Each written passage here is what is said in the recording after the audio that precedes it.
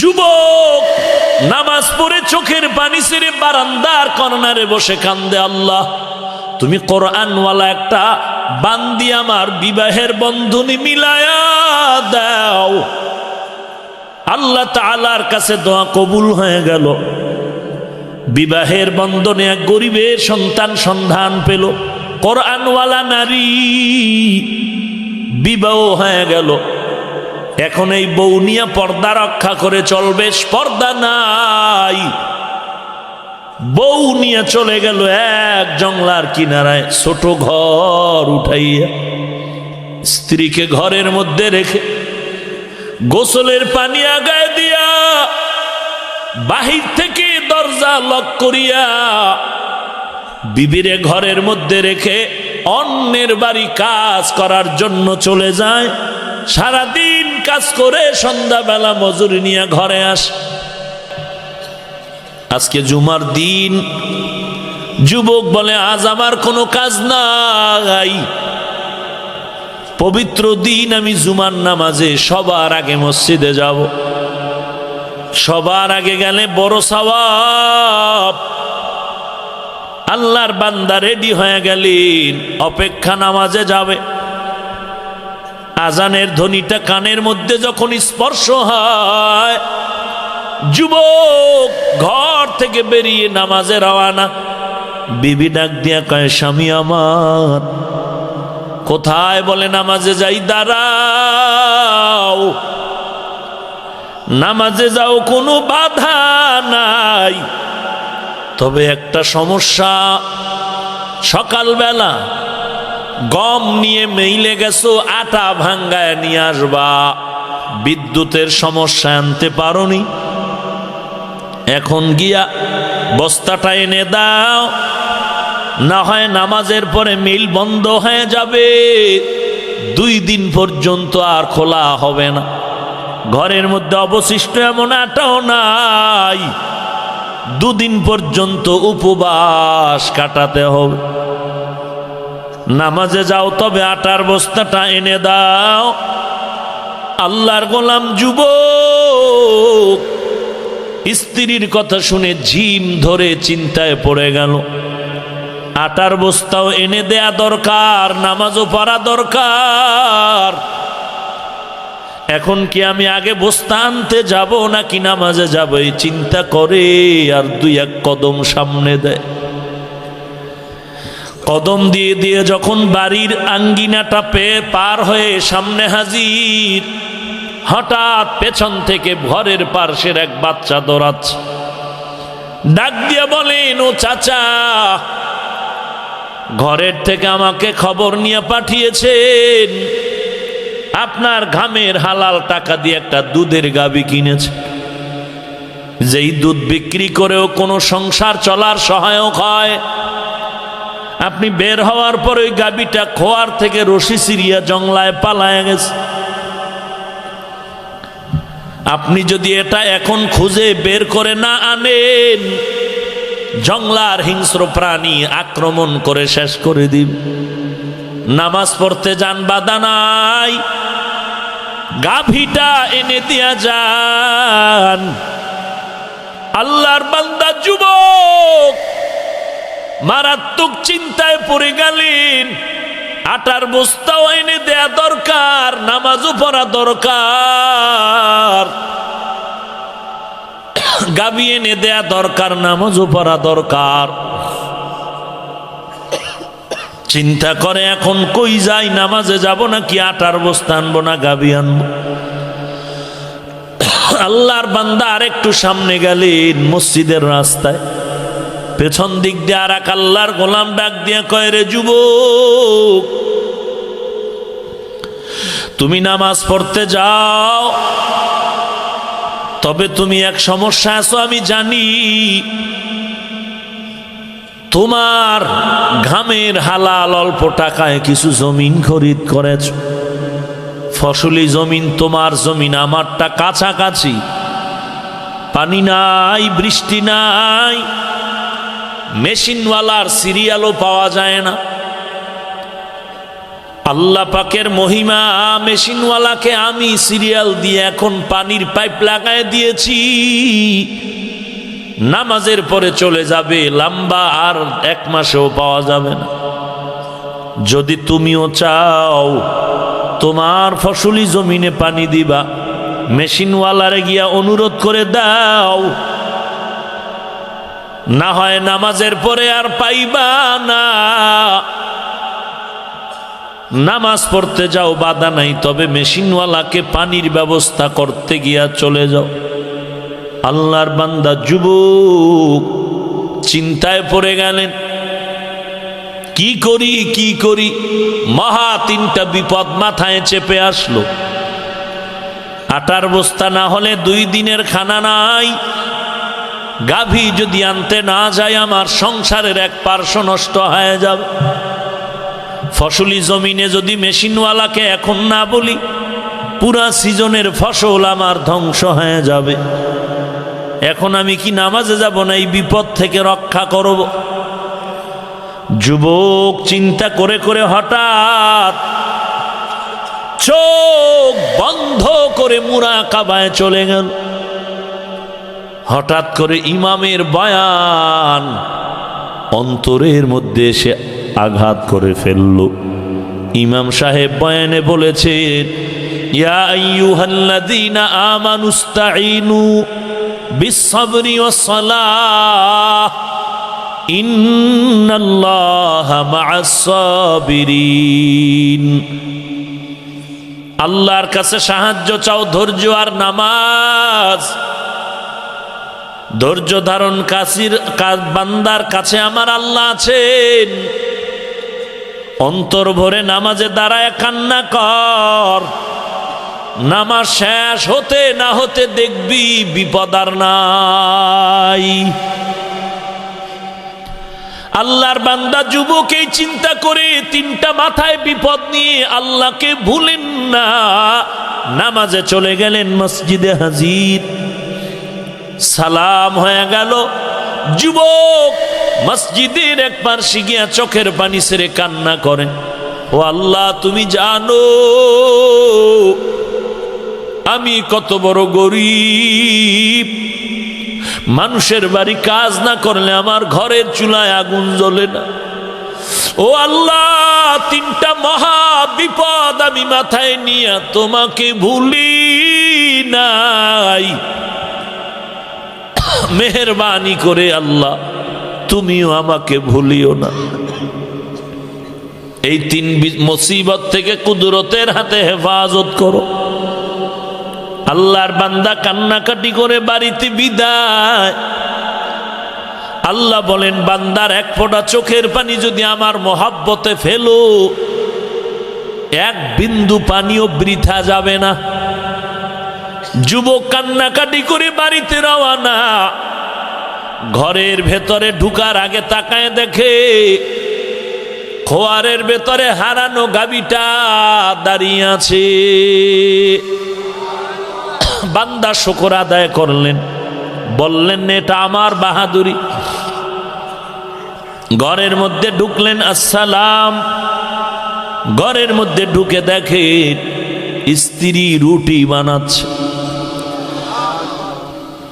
সালাম দিয়ে শুকর আদায় করে কথা না বলে বের হয়ে দিলেন জমিনে দৌড়। আল্লাহর বান্দা জমিনে গিয়া তাকায় দেখে জমিনের মধ্যে পানি দ্বারা পুরা জমিনটা ভরপুর হয়ে আছে। ওখান থেকে ফেরত আসলেন, ঘরের মধ্যে ঢুকে ডাক দিয়া কয়, ও বিবি, মহা বিপদ রেখে নামাজে গেলাম, কিভাবে তুমি আটার বস্তা পেয়েছো? স্ত্রী চোখের পানি ছেড়ে বলে, ও স্বামী আমার, আমি এক গরিবের সন্তান। তুমি তো আল্লাহর কাছে দোয়া করেছো, বলেছো একজন নেককারিনী বিবি চাইছো। তুমি যখন এই বিপদ মাথায় নিয়ে নামাজে চলছো, আমি বিবি ঘুমাই নাই, সুন্দর করে অজু বানায়া যায় নামাজে বসে গিয়েছি। চোখের পানি ছেড়ে বিনা বিনা আল্লাহর দরবারে কান্না করেছে, ও দয়ার মালিক, আমার স্বামী বড় গরিব, এত বিপদ, আমার অজু গোসলের পানিটা পর্যন্ত আগায় দেয়, আমাকে বেপরদা হতে দেয় না। ও আল্লাহ, তিনটা মারাত্মক সমস্যায় পড়ে আজ তোমাকে ভুলে নাই, কুদরতি জিম্মায় তুমি বিপদ থেকে উদ্ধার করে দাও। হঠাৎ নামাজ থেকে ফারেক হওয়া মাত্র তাকায় দেখি পার্শ্বের ঘরের বাড়িওয়ালা আটার বস্তা দিয়া বলে, এই বস্তা নাও। আমি বললাম, এ বস্তা কার? বলে, তোমাদের বস্তা। বলে, কিভাবে আসলো? বলে, আমারও আটা ছিল মেইলের ভেতরে, আমি মিলে যাওয়ার পর বস্তা নিতে গিয়া ভুলে তোমাদের বস্তাটা নিয়ে আসছি। নাও নাও, তোমাদেরটা দিয়া যাই, আমার বস্তা আমি দ্বিতীয়বার নিয়ে আসতেছি। আলহামদুলিল্লাহ। বিবি গাবি কেমনে আসলো? আল্লাহর বান্দি ডাক দিয়ে কয়, স্বামী আমার, আমি দরজা খুলে তাকায় দেখি একটা বাঘ আমার গাবিটাকে আক্রমণাত্মক মেজাজ নিয়ে ধাওয়া করতেছিল। হঠাৎ গাবিটা যখন এসে দাঁড়ায় গেল আমাদের বাড়ির দরজায়, বাঘ লেজ গুটায় আবার জংলায় চলে গেল। মনে করছিলাম বাঘ আসছে আক্রমণের জন্য, আসলে না, আল্লাহ তাআলা কুদরতের হাতে তার আপন বান্দাদের সহযোগিতার জন্যই বাঘ পাঠায় দিয়েছে। এরে নবীর উম্মতের দল, আল্লাহর বান্দা যুবক চলে গেলেন মেশিনওয়ালারে গিয়া বলে, ভাই আমার জমিনে পানি কিভাবে আসলো? মেশিনওয়ালা বলে, ভাই আপনার পার্শ্বের জমিনে আমি পাইপ লাগায়া পানি ছেড়ে ঘুমায়া গেছি, ওই জমিনের পানিটা ভরপুর হয়ে ওভার পানিটা গিয়া আপনার জমিনটারে ভরে দিয়েছে।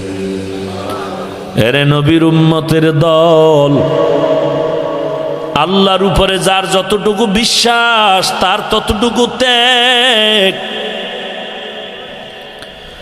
দুনিয়ার মানুষের প্রতি মানুষের যেই যত পার্সেন্ট বিশ্বাস তার তত পার্সেন্ট ত্যাগ আছে। আপনি হাফিজুর রহমানকে গালি ছাড়া কথা বলেন না, আপনার মতো আর একটা যুবক হাফিজুর রহমানের বিরুদ্ধে এক বিন্দু কথা শুনলে সহ্য করতে পারে না। কারণটা কি রে ভাই?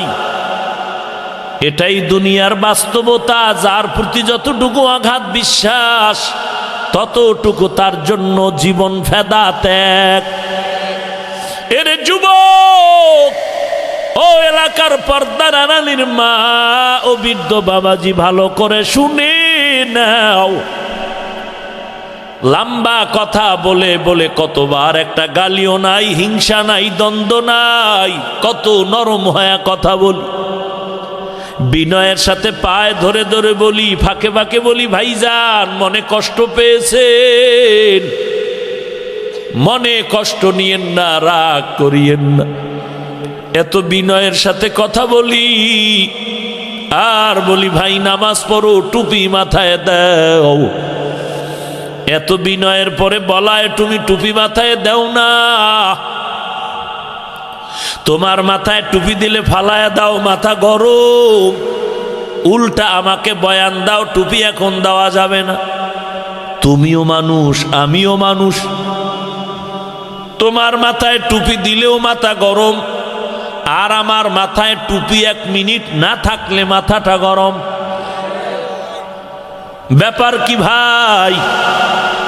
তুমিও যেই দেশে আছো আমিও সেই দেশে আছি, তুমিও যেই আকৃতির আমিও সে আকৃতির বান্দা, তুমিও যেই নদীর মাছ খাও আমিও সেই নদীর মাছ খাই, তুমি যেই গাছের ফল খাও আমিও খাই।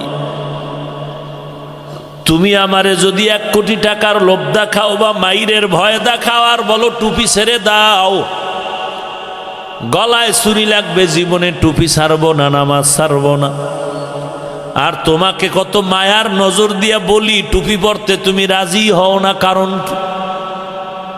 এরে নবীর উম্মতের দল, আল্লাহর প্রতি তোমার যতটুকু বিশ্বাস ততটুকুই ত্যাগ।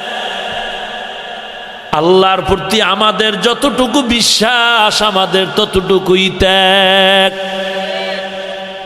এত কষ্ট, টুপির কারণে কত গালি শুনলাম, দাড়ির কারণে গালি, ফজরের সময় ঠান্ডা পানি দিয়া অজু বানায় নামাজ পড়তে যে কি কষ্ট, এটা ভাষা দিয়া বুঝাবার কোনো অপেক্ষা থাকে না।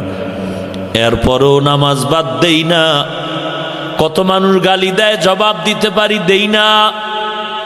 কত মানুষ তর্কে জড়ায়, একটা জবাব দেই না। একমাত্র আল্লাহর মোহাব্বত আর জাহান্নামের আযাবের ভয়। এরে পর্দার আড়ালের মা, আমিও এক মায়ের সন্তান, আমার মাও মা, আলেমের মা, হাফেজে কোরআন যাদের পাগড়ি দিলাম তারাও মায়ের সন্তান, তাদের মাও মা। মনটা কি চায় না একজন আলেমের মা হয় কবরে যাও, কোরআনওয়ালার মা হয় কবরে যাও। ওই মা বাবার থেকে ভালো মা বাবা কেউ নাই, যেই মা বাবার সন্তানের আজানে মানুষ মসজিদে দৌড়ায় যায়। এরে নবীর উম্মতের দল, বলো রসুলের তরিকা মানার কারণে কি না খায় মরেছি, সম্মান কমেছে? না না। তাহলে তুমি কেন পারবা না? আসো আমাদের মাদ্রাসাগুলোতে একটু তদন্ত করে নাও। এসপি সাহেবের ছেলে কোরআনের হাফেজ, ওসি ডিসিআইজি উকিল ব্যারিস্টার র্যাব আর্মি পুলিশের ছেলে কোরআন পড়ে হাফেজ। কারণটা কি জানতে চাইলাম। বলে ভাই, দুনিয়ার লাইনে কোনোটার অভাব নাই। আমার ছেলে বিদেশ লেখাপড়া করে মাসে 5 লাখ টাকার সার্টিফিকেট নিয়ে চাকরি করবে, লাগবে না। আমার কামাই করা খানা 100 বছরেও শেষ করতে পারবে না আমার সন্তানেরা। আমার সব পেয়েছি কিন্তু অভাব, আমার ঘরে কোরআনের আওয়াজ নাই। আমার বাবার ইন্তেকালে জানাজার মতো আলেম পেলাম না, খুঁজে খুঁজে বাইরের আলেম নিয়ে আসলাম। কবরে ছাত্র দিয়া দোয়া করাইলাম, আমি কিছুই পারি না বোবা। আজ আমি নিয়ত করেছি সন্তানটারে কোরআনের হাফেজ বানায় যাব। অন্তত কিছু যদি না পাই, এতটুকু পাবো, সন্তান কবরের কিনারায় গিয়া কোরআন তেলাওয়াত করে দোয়া করবে। এরে যুবক, অনুরোধ করে বলি, স্কুলে পড়ো, কলেজে পড়ো, বাধা নাই।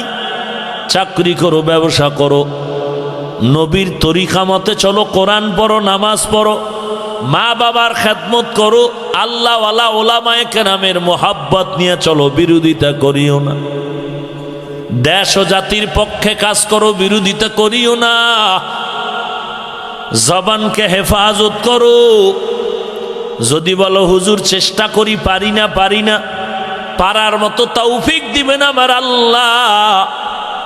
আল্লাহওয়ালার কাছে দোয়া নাও, মা বাবার দোয়া নাও, মুরব্বির দোয়া নাও, আর আমার আল্লাহর দরবারে চোখের পানি ছেড়ে তওবা করো আর তৌফিক চাও। আল্লাহ, আমার মন চায় নামাজ পড়তে পারি না, তৌফিক দান করেন।